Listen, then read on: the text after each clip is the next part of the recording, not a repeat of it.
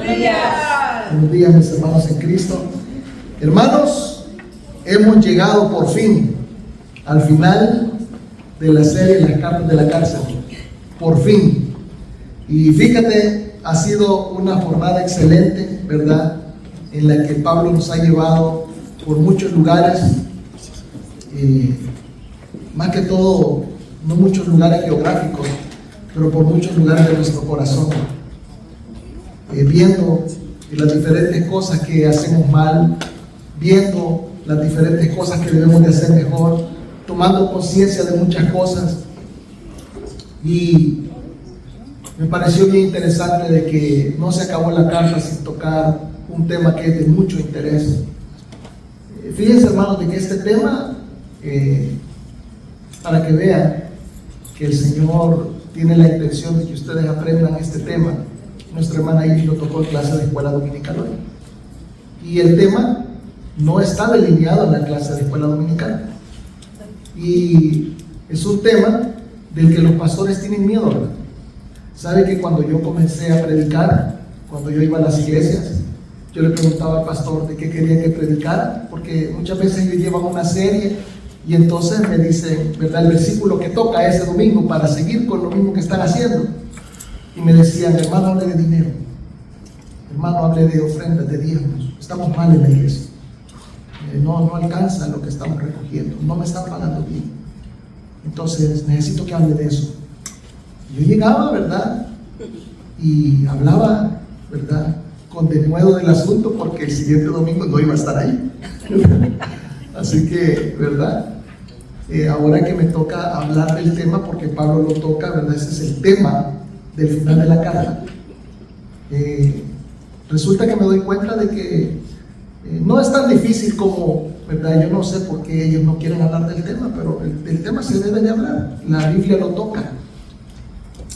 Pero a mí me pareció interesante de que Pablo comienza,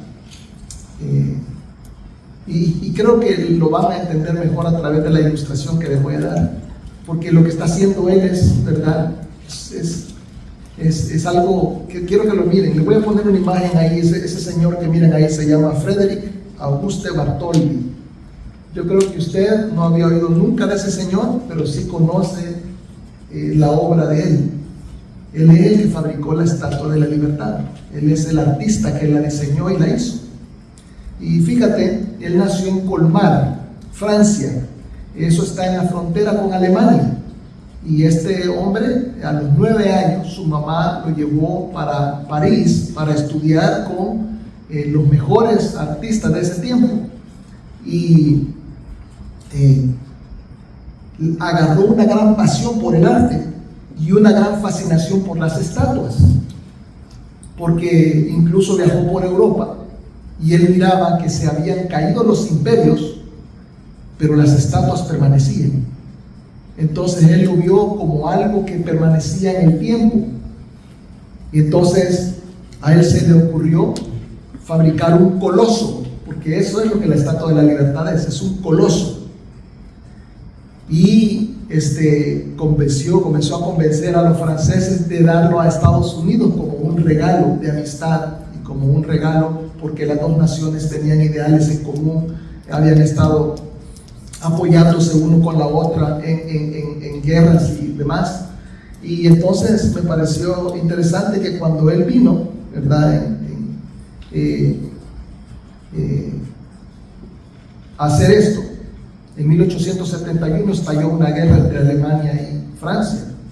Y fíjate de que la ciudad donde él nació y donde él vivía, Colmar, fue tomada por los alemanes.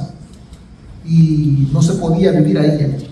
Entonces él se quedó residiendo aquí en Estados Unidos y promoviendo, ¿verdad?, la colaboración para construir, ¿verdad? Primero él estaba buscando la localización ideal para el coloso y luego él estaba juntando fondos en Francia para la construcción del coloso, pero tenía que haber un pedestal para colocarlo. Entonces también necesitaba fondos para el pedestal, y entonces vino y habló con la comunidad americana, gente de dinero, y entonces les convenció de que donada para poder edificar el pedestal del Coloso. Y fíjate, regresó a Francia y también continuó promoviendo la construcción, ¿verdad? Y el transporte y todo eso. La verdad, no es sorprendente solamente la estatua, el tamaño, sino que el hecho de la transportación, etcétera, ¿verdad? Ponerla, armarla, ¿verdad? Date cuenta de que es un milagro de ingeniería esa estatua, especialmente en el tiempo en el que se fabricó, en 1876 la vio terminada y vio su sueño hecho realidad. Y fíjate, lo vio por largo tiempo, porque por 28 años lo vio y luego él murió en 1904. Pero ¿qué tienen en común la Estatua de la Libertad con la Carta de los Filipenses? Que ambas son un gesto de agradecimiento. Al final, Pablo está diciendo, yo lo que quiero es darle gracias. Yo lo que quiero es darle gracias. Porque, fíjate, Epafrodito no había sido enviado únicamente para ayudar a Pablo en sus labores. No lo mandó solo como colaborador de ministerio. Epafrodito no vino solamente a traerle noticias, ni vino tampoco solo a recoger noticias. No vino tampoco únicamente para averiguar el estado en el que se encontraba Pablo, porque nosotros sabemos que estaba preso. Entonces, él podía mandar a decir que estaba bien, pero la gente quería ver cómo estaba Pablo. Entonces, podría pensar usted de que la razón del viaje es para ver el estado de Pablo. Pero sucede que hay algo más por lo que él está agradecido. No solamente porque ellos están pendientes, no solamente porque enviaron a alguien, sino que hay algo más. Y entonces les voy a pedir que se pongan de pie y vamos a leer desde el versículo 10 hasta el final de Filipenses, versículo 21. Es Filipenses 4, del 10 al 21. Y lo vamos a leer todos juntos y al unísono. Lo tiene en pantalla por si no trajo su Biblia. Dice: en gran manera me gocé en el Señor de que ya al fin habéis revivido vuestro cuidado de mí, de lo cual también estabais solícitos, pero os faltaba la oportunidad. No lo digo porque tenga escasez, pues he aprendido a contentarme cualquiera que sea mi situación. Sé vivir humildemente y sé tener abundancia. En todo y por todo estoy enseñado, así para estar saciado como para tener hambre, así para tener abundancia como para padecer necesidad. Todo lo puedo en Cristo que me fortalece. Sin embargo, bien hicisteis en participar conmigo en mi tribulación. Y sabéis también vosotros, oh Filipenses, que al principio de la predicación del Evangelio, cuando partí de Macedonia, ninguna iglesia participó conmigo en razón de dar y recibir, sino vosotros solos. Pues aún en Tesalónica me enviasteis una y otra vez para mis necesidades. No es que busque dádivas, sino que busco fruto que abunde en vuestra cuenta. Pero todo lo he recibido y tengo abundancia. Estoy lleno, habiendo recibido de Epafrodito lo que enviasteis, olor fragante, sacrificio acepto, agradable a Dios. Mi Dios pues suplirá todo lo que os falta conforme a sus riquezas en gloria en Cristo Jesús. Al Dios y Padre nuestro sea gloria por los siglos de los siglos. Amén. Continuemos. Saludad a todos los santos en Cristo Jesús. Los hermanos que están conmigo os saludan. Todos los santos os saludan, y especialmente los de la casa de César. La gracia de nuestro Señor Jesucristo sea con todos vosotros. Amén. Bendito sea el Señor. Pueden tomar asiento.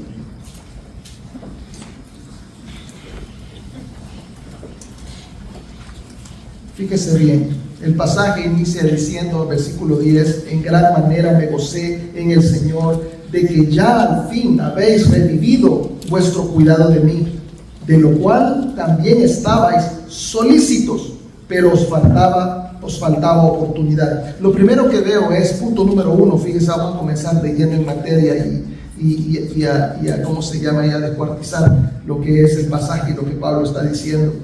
Dice que cuando proveemos para la iglesia y para el pastor, fíjate, porque Pablo es el pastor de ellos, él es el fundador de la iglesia, él es el que ha traído el ministerio a ellos, él es el que ha traído la palabra, el que los ha convertido a Cristo, él es el que los ha bautizado, él es el pastor de ellos.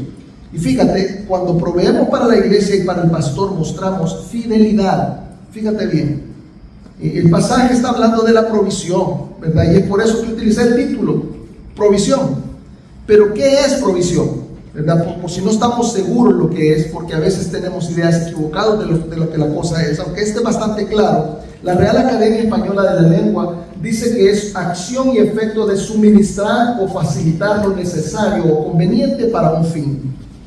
Entonces, sabemos de que si el pastor o la iglesia tienen necesidades, ustedes saben que las iglesias pagan renta en su mayoría. Hay muy pocas iglesias que tienen propiedad de su edificio. Entonces se tiene que pagar renta o se tiene que pagar mortgage, ¿verdad? Y casi no hay iglesias que estén libres de gravamen. Eso son iglesias solamente ya muy viejas, iglesias de 100 años, de 200 años ya pagaron su edificio. Pero las iglesias recientes no tienen ni siquiera edificio, y lo que tienen que estarlo pagando, y es muy caro, ¿verdad? El pago que se da. El mantenimiento de las iglesias es caro. Entonces, de repente se necesita construir, de repente se necesitan materiales, de repente se necesita equipo, de repente se necesitan cosas para llevar los ministerios menores. Y hermano, todo implica gasto. Ustedes saben dónde estamos parados, aquí y en la China, en todas partes, las cosas hay que pagarlas. Entonces, lo que es necesario para la obra hay que proveerlo, simple y sencillamente, ¿verdad? Entonces yo quiero que pongas atención a esto. Nosotros los creyentes sabemos que todo viene de Dios, ¿verdad? Estamos bien conscientes que todo viene de Dios. Dios es nuestro proveedor por excelencia. O sea, yo no sé tú, pero cada vez que yo me siento a comer, puedo haberme metido el bocado en la boca y se me olvidó orar, con el bocado sin masticar, oro. Y le digo, Señor, gracias por esto que me acabo de meter a la boca, porque sé que tú me lo has dado. Estoy seguro, 100%, y no tengo ninguna duda. No es mi trabajo, no es el trabajo de mi esposa, no es el trabajo de mis hijos, es Dios proveyendo. Eso es lo que yo, así lo miro. Él me da mi trabajo, Él me da el dinero, Él me da todo. Él es el que a mí me provee.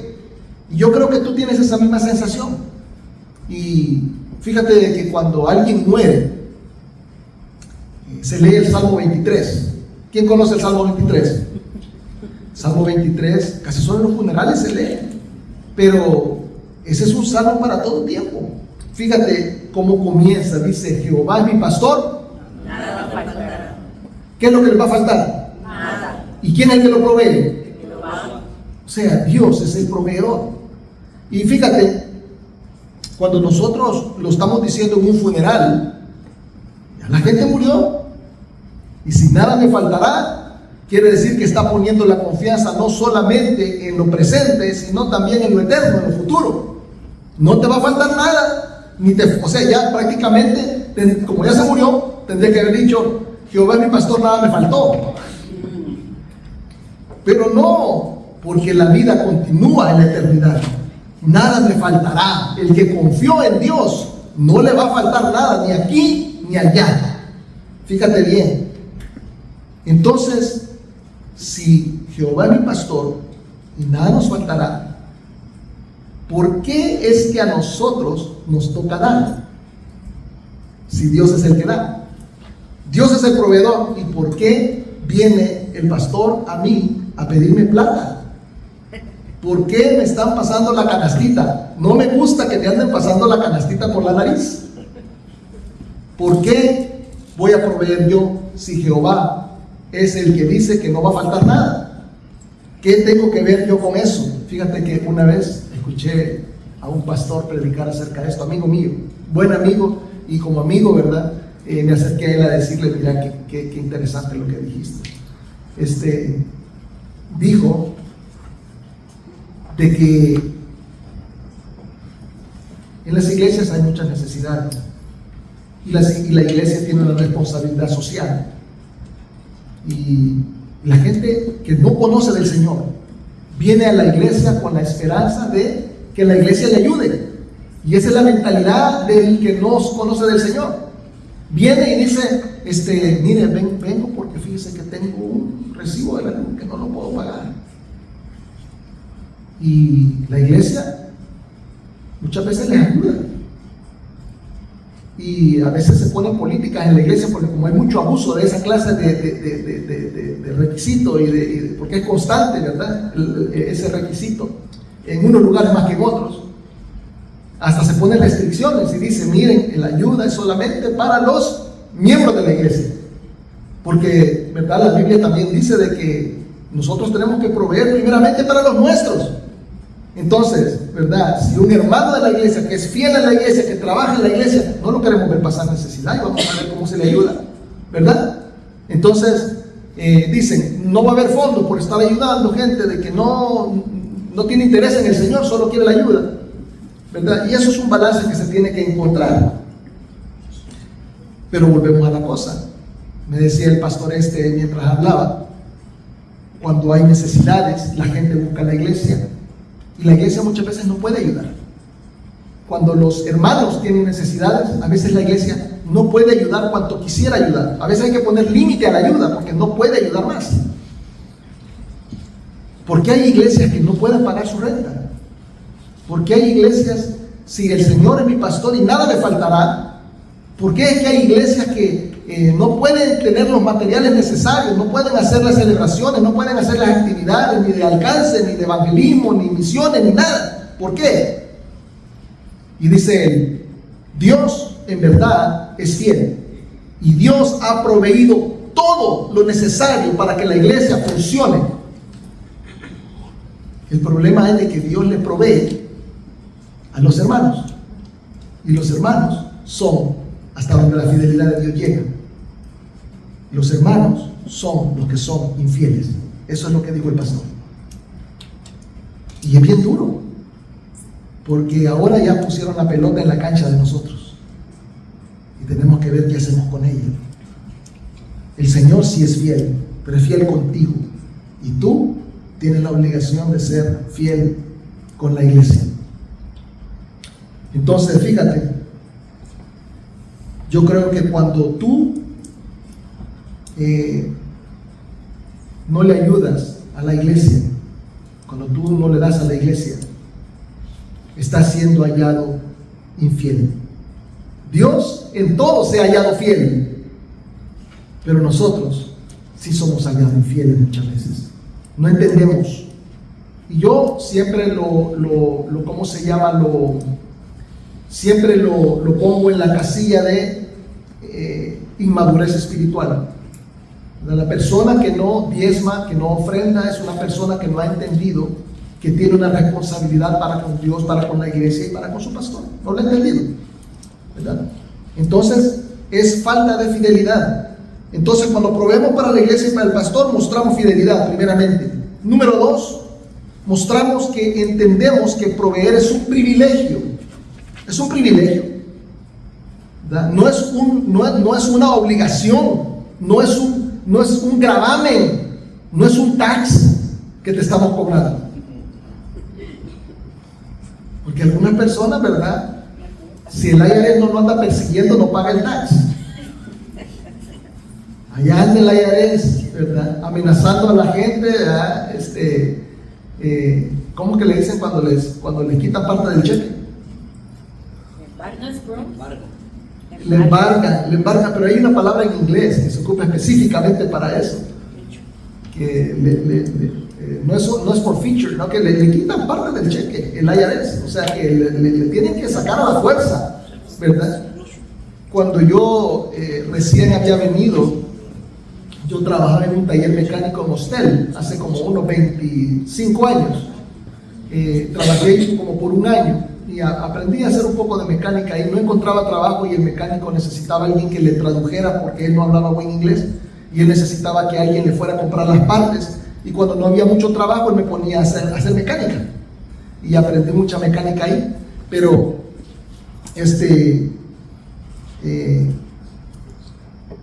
perdí la línea. El IRS, precisamente. Fíjate de que cuando estaba ahí trabajando en hostel, llegó un señor a que le arreglara el carro y nos llegó a decir de que le iban a embarcar su casa y un terreno. Y entonces el terreno estaba sobre la calle principal y le fue a comentar al mecánico porque quería que le comprara el terreno, porque con el dinero del terreno alcanzaba y sobraba para pagar la deuda. Parece que se lo daba en $20,000. En aquel tiempo se miraba poquito y hoy se mira mucho menos. Pero y era un terreno sobre la calle principal en el 280, allá en Cobb County, en el condado de Cobb. Y fíjate de que lo estaba rematando y lo vendió a la carrera. ¿Para qué? Para pagar la deuda de la IRS, para que no le fueran a quitar también la casa, porque tenía pagado el terreno y tenía pagada la casa. Yo me puse a pensar, ¿cómo es que este hombre tiene pagada el terreno y tiene pagada la casa, pero no paga los taxes? Por eso tenía pagada la casa y el terreno, porque no pagaba taxes. Hay que pagar los taxes. Pero la iglesia no hace eso, hermanos. La iglesia no puede andar persiguiendo a las personas.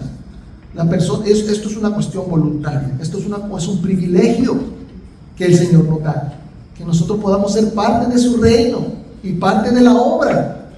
Y mire, yo no sé, pero yo no entiendo cómo es, porque para mí muchas cosas han salido naturalmente, ¿verdad? Cuando yo me convertí al Señor, yo me deshice de las cosas inmediatamente, que yo sabía que eran ofensa para el Señor. Me deshice de esas cosas. Yo sabía que no podía seguir viviendo una vida ambivalente, no podía, una doble vida. Yo lo entendí. Igualmente, ¿verdad? Con el dinero, o sea, yo entendí que el Señor había que darme, y todo el tiempo le he dado desde que me convertí. Y siempre he conocido que hay una regla que dicen de que la madurez espiritual a las personas no le llega a la bolsa hasta los 5 años. O sea que tiene que tener 5 años como mínimo de ser creyente para que llegue la madurez espiritual a la bolsa. Y fíjate que es bien raro, porque a mí no me pasó eso. Yo comencé inmediatamente a darme cuenta de que había necesidades en la iglesia. Y verdad, y siempre me topé con gente de que decía, no, es que esta iglesia tiene plata, esta iglesia tiene un montón de gente y toda la gente da, pero eso no es problema tuyo. O sea, porque si el otro da, esa es su responsabilidad para con Dios. Él está siendo fiel, él está entendiendo que tiene un privilegio, pero tú te lo estás perdiendo. Porque lo que la iglesia hace, la iglesia le da a la convención, la iglesia le da a la North American Mission Board, la iglesia le da, ¿cómo se llama?, a las asociaciones, y eso, no crean, pero eso se va regando. Y cuando la iglesia va de misión y le da para las misiones, hay gente que dice, no, yo voy a ir, yo voy a ir a dar el dinero allá, yo voy a la misión y yo doy el dinero allá. Como que si la iglesia fuera a mal administrar el dinero. Y bueno, se han dado casos. Yo creo que no es por gusto la desconfianza, ¿verdad? Pero pues si le tienes tanta desconfianza, entonces está en la iglesia equivocada. Si tienes desconfianza de la iglesia, andate para una iglesia donde tengas confianza, de darle al Señor lo que se merece. Entonces, fíjate, yo creo que tenemos que entender que proveer es un privilegio de los hermanos. Y lo decimos cuando hay invitados, decimos, el que está aquí por primera vez no se sienta comprometido, porque esto es un privilegio. ¿De quiénes? De los miembros de la iglesia. Es un privilegio. Lo decimos, lo pensamos, pero no lo consideramos realmente en nuestro corazón. Fíjate lo que dice el versículo 10, dice, en gran manera me gocé en el Señor de que ya al fin habéis revivido vuestro cuidado de mí, de lo cual también estabais solícitos. O sea, tenían ganas, tenían deseos, pero os faltaba oportunidad, no había chance. Fíjate, Pablo está diciendo ahí, y me parece sorprendente, de que Pablo está siendo bien detallado en lo que está hablando.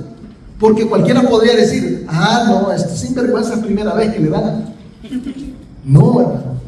Dice, inclusive, han estado con ganas de darme dinero y no lo habían podido hacer. Eso es lo que está diciendo el pasaje.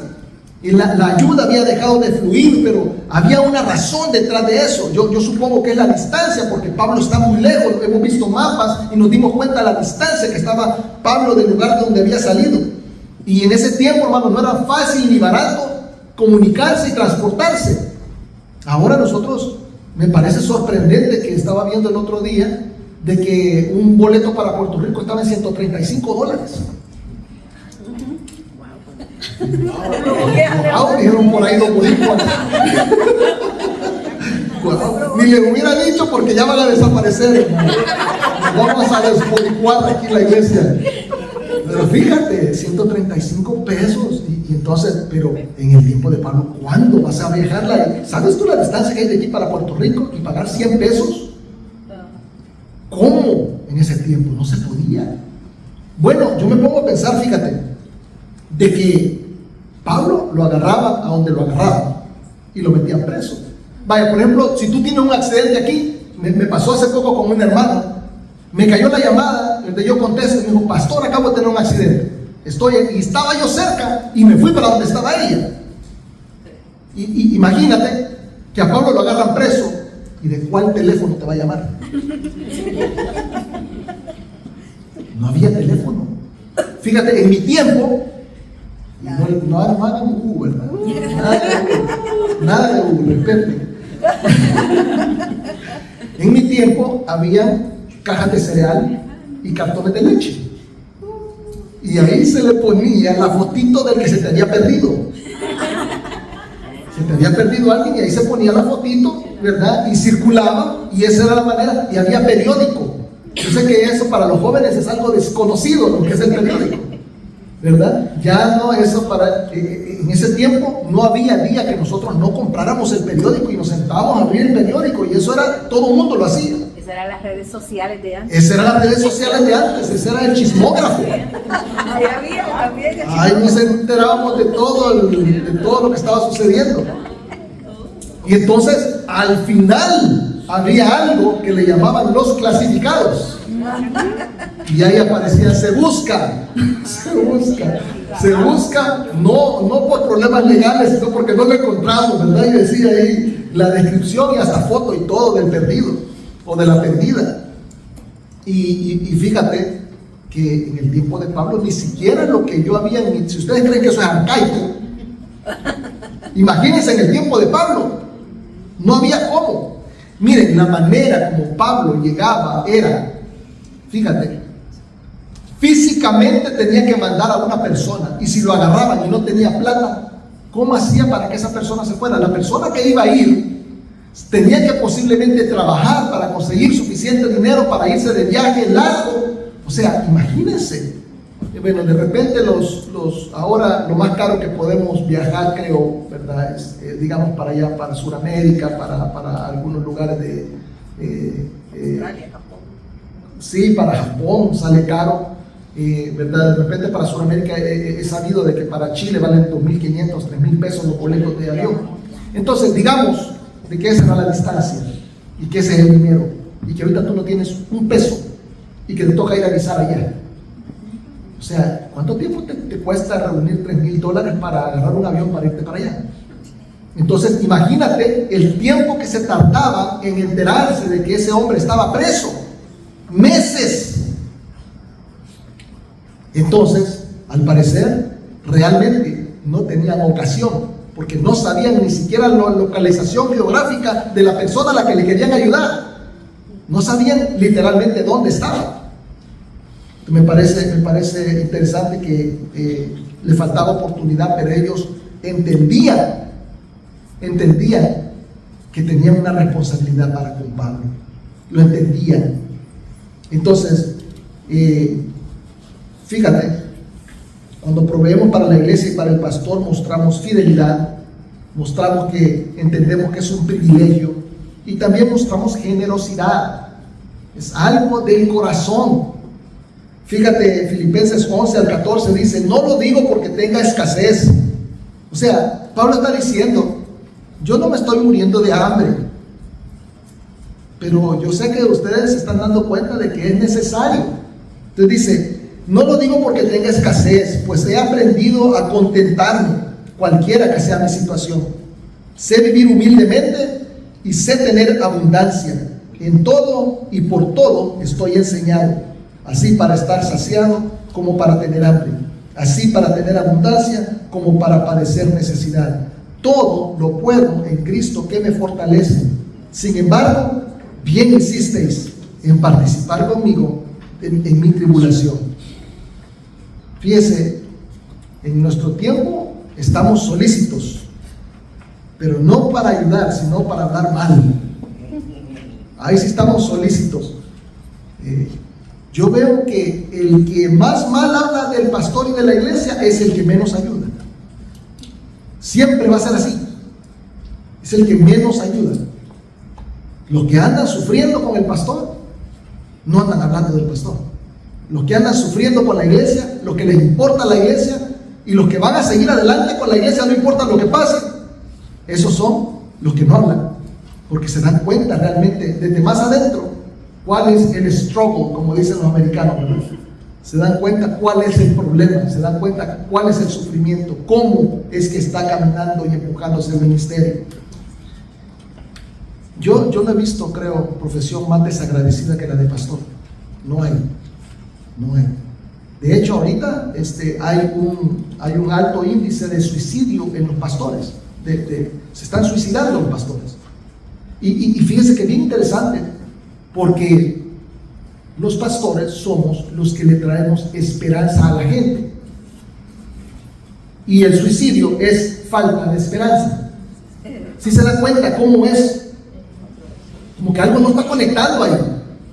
Yo me doy cuenta porque lo estaba pensando y lo estaba meditando a fondo. Y yo dije, no, pero es que ellos no lo están haciendo por falta de esperanza.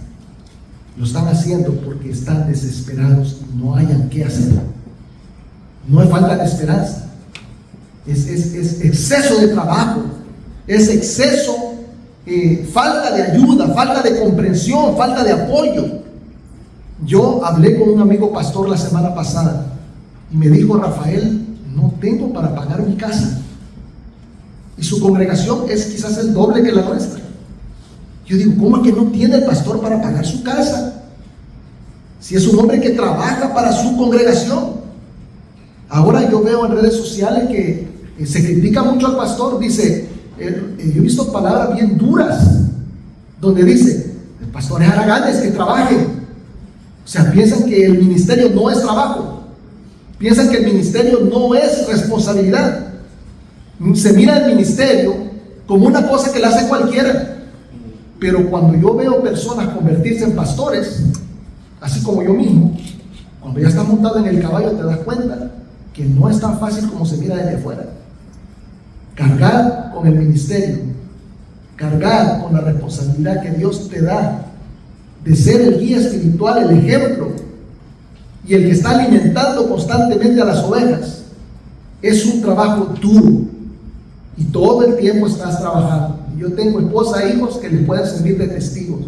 Todo el tiempo estoy trabajando y no me duele ni me pesa, y lo hago con mucho amor y los quiero a todos ustedes. Y créanme, hermano, que yo conozco cientos de pastores. Quizás tengo unos 300 amigos pastores y eso es poco. Y de los 300, quizás conozco a uno malo. O sea, ese estigma que hay en contra de los pastores es infundado casi. Hay un malo y ese es el que se hace famoso. Pero los buenos no los conoce nadie, solo su congregación.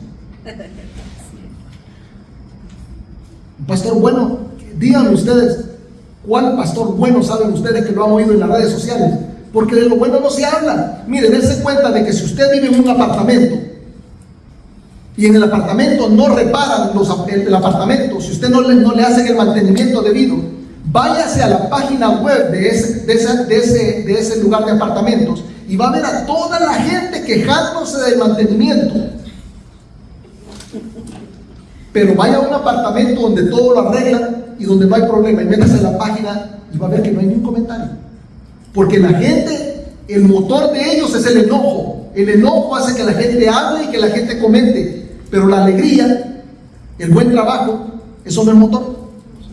naturaleza humana. Entonces, no se habla bien de los buenos pastores, pero se habla peste de los pastores malos. Y ¿saben qué? El mundo está escuchando solamente lo malo que hacen un pelón o dos pelones pastores que son basura. Pero los cientos de pastores que se están matando por sus congregaciones, de eso no se oye, no se sabe nada. Entonces, hermanos, tenemos que tener conciencia de que los pastores necesitan el apoyo, necesitan la ayuda.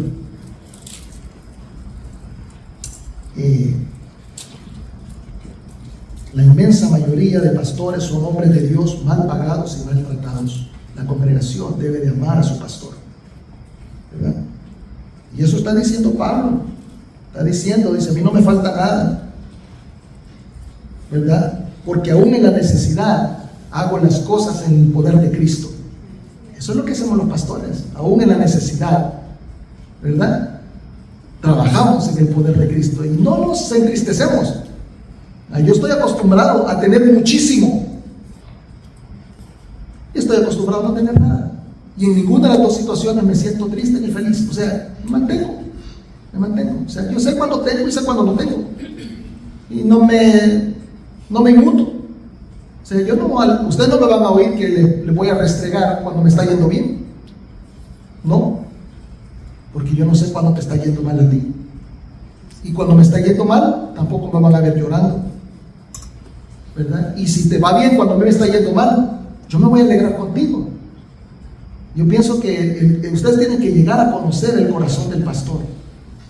Así es como los pastores tienen que hacer, así como es Pablo, así como tiene que ser el pastor. Y si tu pastor no es así, entonces eso es lo que tú tienes que ver, que tal vez no está con el pastor indicado. No le falta nada, pero dice, todo lo puedo en Cristo que me fortalece. Cristo es el que nos da la fuerza. Cristo es el que nos da el empuje. Él es el que nos lleva, a pesar de la necesidad, a pesar de la abundancia, ¿verdad? Algunos enseñan que este pasaje lo que quiere decir es que para que Cristo, todo lo puede en Cristo que fortalece, es para realizar tus sueños. No, yo voy a comprarme una mansión porque todo lo puedo en Cristo que fortalece. Qué mal estás interpretando la Escritura. Qué mal estás interpretando. La Escritura es bien fácil de malinterpretarla, hermanos. Bien fácil de manipular con la Escritura. Pero tenemos que tener un entendimiento correcto de la Escritura, un entendimiento correcto de la palabra de Dios y aplicarlo a nuestras vidas. Todo lo puedo en Cristo que me fortalece, quiere decir, voy a seguir adelante con el ministerio, no importa que no tenga nada. Eso es lo que quiere decir. No tiene nada que ver con goles personales, no tiene nada que ver con abundancia, no tiene nada que ver con, voy a conseguirme una buena novia porque todo lo puedo en Cristo que me fortalece. Falso. No es así, ¿verdad? Entonces Pablo no está feliz porque le ayudaron, no está feliz porque le faltaba, no está feliz porque lo sacaron de necesidad, está feliz porque puede ver que Dios está generando fruto en ellos. Lo que les dije yo a ustedes es, el que da es porque su espíritu está generando fruto. Y a mí me alegra, ¿verdad? Yo no le ando contando y picando las costillas a nadie, pero si yo me entero que tú eres fiel con el Señor, a mí me alegra. Yo me doy cuenta quién es fiel y quién es infiel. No conmigo, con el Señor. Fíjate, dice el versículo 8, y poderoso es Dios para hacer que abunde en vosotros toda gracia, a fin de que teniendo siempre en todas las cosas todo lo suficiente, abundéis para toda buena obra. El Señor va a proveer. Por eso, hermanos, yo he estado sin trabajo en este tiempo y ustedes van a ver que mi ofrenda llega a la iglesia. ¿Sabe por qué? De lo que no tengo, yo le voy a dar al Señor, porque yo no voy a ser hallado infiel en ninguna circunstancia, ni en las buenas ni en las malas. Nadie me va a quitar mi privilegio. ¿Me entiende? La alegría de ser partícipe de lo que el Señor está haciendo en esta tierra. Nadie me lo va a quitar. Nadie me va a quitar el fruto que va a llegarse a producir un día a través de mis ayudas. porque no lo vamos a ver nunca de este lado de la eternidad. Pero hermano, lo vas a llegar a saber, lo vas a ver. Cuando veas hombres y mujeres de toda lengua y nación arrodillada confesando el nombre de Dios, te vas a dar cuenta que hiciste tu trabajo y que diste bien. Así que cuando los filipenses proveyeron a Pablo, están abundando en toda buena obra como resultado del poder de Dios en ellos, el Espíritu Santo produciendo fruto en las personas. La generosidad es evidencia de la actividad de Dios en nuestra vida. Si tú no le quieres dar a la iglesia, si tú no le quieres dar al pastor, el problema lo tienes tú y tu espíritu. No es la iglesia, no es el pastor. Tú tienes un problema en tu corazón. Número 4. Cuando proveemos para la iglesia y para el pastor, mostramos fidelidad, privilegio, generosidad y madurez espiritual. Dice el versículo 15 al 17: y sabéis también vosotros, oh filipenses, que al principio de la predicación del evangelio, cuando partí de Macedonia, ninguna iglesia participó conmigo en razón de dar y recibir, sino vosotros solos. Pues aún a Tesalónica me enviasteis una y otra vez para mis necesidades. No es que busque dádivas, sino que busco fruto que abunde en vuestra cuenta. Fíjese que es muy interesante lo que dice aquí, porque ustedes no se han dado cuenta seguramente de lo que está diciendo. Yo quiero que sepan de que, fíjate, dice de que se fue de Macedonia. ¿Saben dónde está Filipos? ¿Dónde? En Macedonia. Entonces fíjate, dice cuando me fui, dice aún en Tesalónica, dice cuando partí de Macedonia, o sea, cuando me fui de donde ustedes, se fue para Tesalónica. Tesalónica es la ciudad que está después de Filipos. O sea, se acababa de ir. Y dice, fíjate, dice que ninguna iglesia le ayudó sino ellos. O sea, ninguna iglesia. Él venía fundando iglesias, venía arrastrando necesidades, y ellos le ayudaron. Aunque se acababa de ir, le mandaban ayuda para la ciudad vecina. Y fíjate, está en el segundo viaje misionero. Porque a Tesalónica y a Macedonia no fue en el primer viaje, solo en el segundo. Pero bien interesante porque dice al principio de la predicación del evangelio. Pero ¿por qué dice al principio de la predicación del evangelio si no era el primer viaje, sino el segundo? No es el principio de su predicación del evangelio, es el principio de la predicación del evangelio a ellos. Lo que quiere decir es de que la iglesia la acababa de fundar, era una iglesia nueva. Y la iglesia nueva es la que le estaba ayudando, y las iglesias viejas no le estaban ayudando desde el primer viaje donde estaban. No estaban ayudando. Quiere decir que la iglesia recién nacida, esa iglesia había madurado espiritualmente más rápida que la que tenía mucho tiempo. Fíjate qué interesante. No es cuestión de tiempo. Nosotros, ¿verdad?, tenemos una regla de dedo, como les dije a ustedes, que la madurez espiritual no le llega al bolsillo hasta los 5 años. Pero eso, hermanos, no es cierto en el espíritu. La palabra de Dios no es lo que enseña. La palabra de Dios enseña que hay unos que van a madurar inmediatamente van a comenzar a dar. Y hay otros que van a pasar años y años y años y no van a dar nada. Y no son 5, sino que son 10, son 20 y no van a dar. Y ese es un problema de madurez espiritual. No te das cuenta de la necesidad de tu iglesia. Entonces, bien interesante lo que dice Pablo.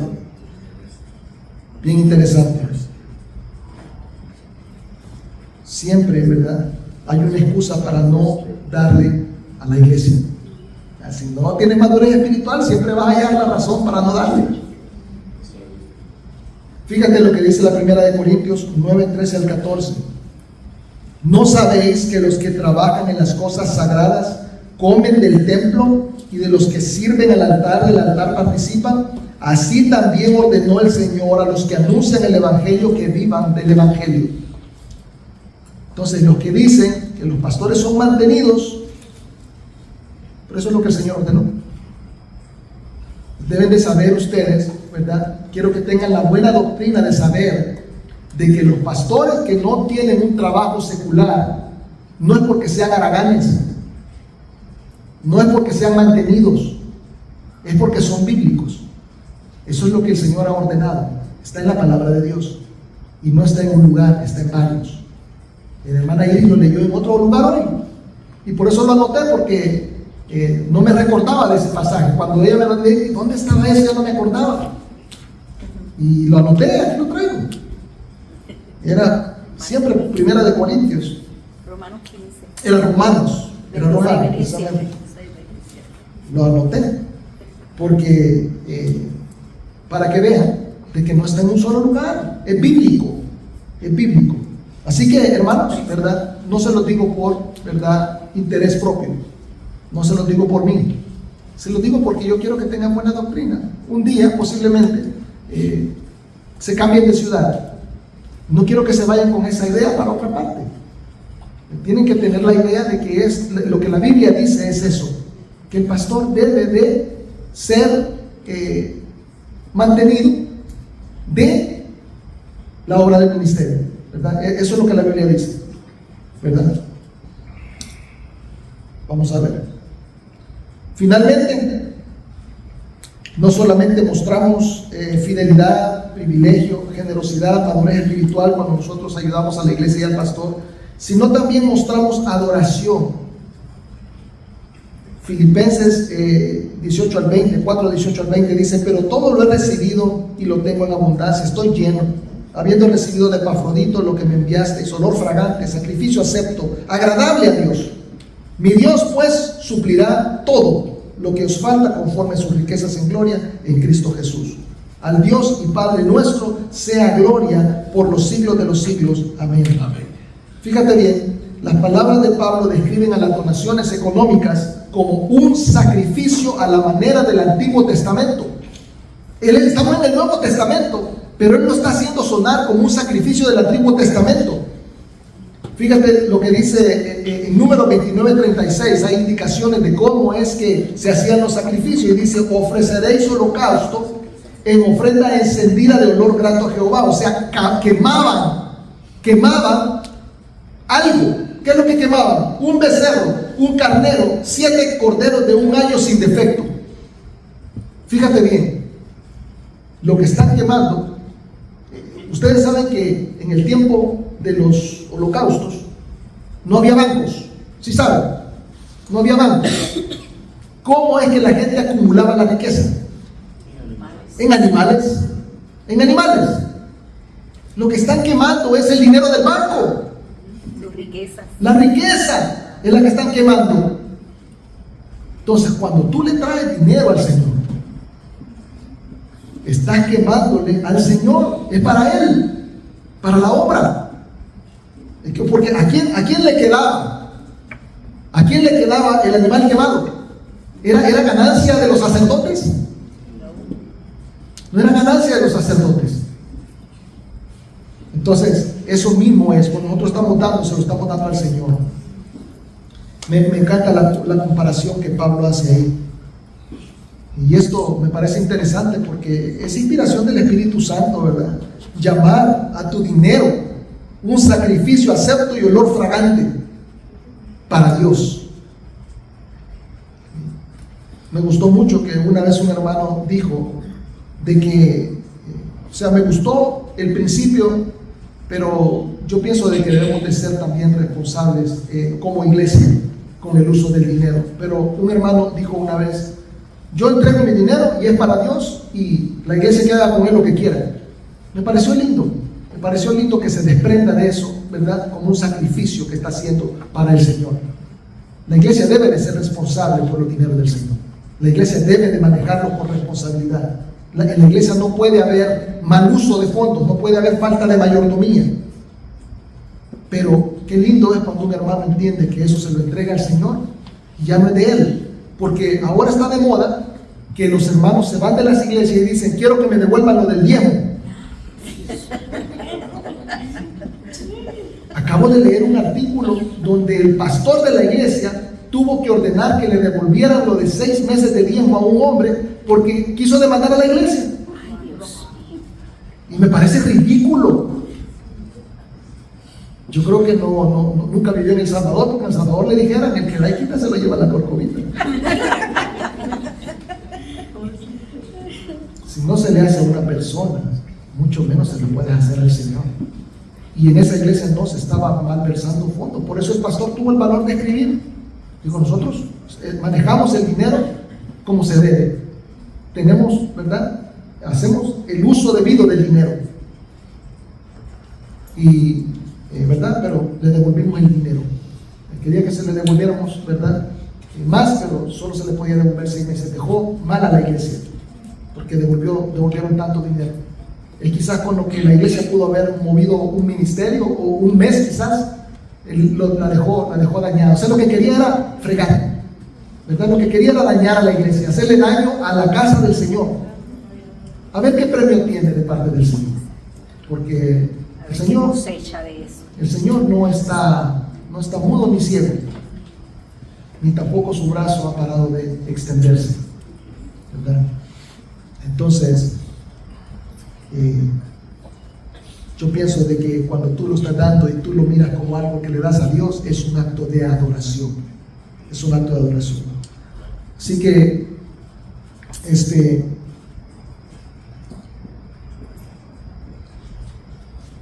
fíjate lo que dice el versículo 19, me parece bien interesante. Cuando no le falta a la iglesia, no le falta al pastor, tampoco te va a faltar a ti. O sea, el Señor está dando una promesa. Como dice el versículo 19, mi Dios pues suplirá todo lo que os falta conforme a sus riquezas en gloria en Cristo Jesús. O sea, está diciendo, ustedes van a sacrificar para darme a mí, para ayudarme para el ministerio. El Señor no les va a permitir que a ustedes les falte nada. Es una promesa y es muy lindo. Pero este milagro, hermano, que se menciona acá, de la provisión del Señor, no es para manipular a las personas. Y esto es de donde se agarran algunas iglesias, y ahí es donde está la mala doctrina. Tienen que comprenderlo como un compromiso, como un privilegio, ¿verdad? Como un acto de adoración, como todo lo que yo se lo estoy describiendo, como fidelidad, como generosidad, como madurez espiritual. Pero no quiero que lo entiendan como una manera de hacerle manita de puerco al Señor. Ay, yo te di, entonces tú me vas a dar. Eso no es así. No funciona de esa manera. Pero el Señor se ha prometido. Es la ley de la siembra y la cosecha. Tú siembras, tú cosechas. Tú trabajas para el Señor, tú vas a producir fruto, ¿verdad? Pero no es que tú le vas a agarrar, le vas a torcer la mano al Señor, ¿verdad? Para que el Señor, ¿verdad?, esté forzado a darle. No es así. El Señor también mira tu corazón. Y si lo estás dando de mal corazón, seguramente no te da nada. Entonces tienes que tener cuidado, que es un acto de adoración. Date cuenta de que cuando estás dando, estás ayudando al engrandecimiento del reino, a la proliferación del nombre de Dios, de su Hijo Jesucristo y de su salvación. Así que yo le doy una bendición especial el día de hoy a todos los hermanos que son responsables con la iglesia. Les agradezco mucho. Por ustedes es que la iglesia camina. Por ustedes es que la iglesia sigue adelante. Por ustedes es que seguimos sin parar buscando a aquellos que necesitan cambiar su eternidad. Es por ustedes que nosotros seguimos creciendo cada uno espiritualmente. Es por ustedes que nosotros podemos seguir adelante con lo que estamos haciendo para nuestro Señor. Principalmente, ¿verdad?, darle el puesto que Él se merece en medio de nosotros. Dios bendiga a su pueblo que le ama y que le responde. Vamos a orar. Señor y Padre Todopoderoso, bendito y alabado sea, Señor, por toda tu bondad y por todo tu amor, por tu fidelidad, por tus promesas, por tu palabra, Señor, porque me doy cuenta, Señor, que cada día, Señor, nos enseña algo diferente, algo poderoso, algo hermoso, y nos hace conciencia de la necesidad de hacer algunas cosas que tal vez no estamos haciendo. Gracias por tocar cada área de nuestra vida. Bendito sea, Señor, porque algunas veces son pecados, algunas veces son pecados de omisión, algunas veces son defectos de carácter, algunas veces son inmadurez, Siempre encuentras tú algo, Señor, en nosotros para irnos puliendo, perfeccionando, haciéndonos ver cada día más hermosos, Señor, como un diamante, puliéndonos constantemente. Padre, que cada uno de nosotros un día venga a ser una piedra en tu corona. Bendito sea, Señor, por el amor que nos muestras y por la oportunidad que nos das en Cristo Jesús. Padre, glorifícate en esta iglesia y utiliza a cada uno de los hermanos. En Cristo Jesús te lo pido. Amén. Bendito sea nuestro Señor.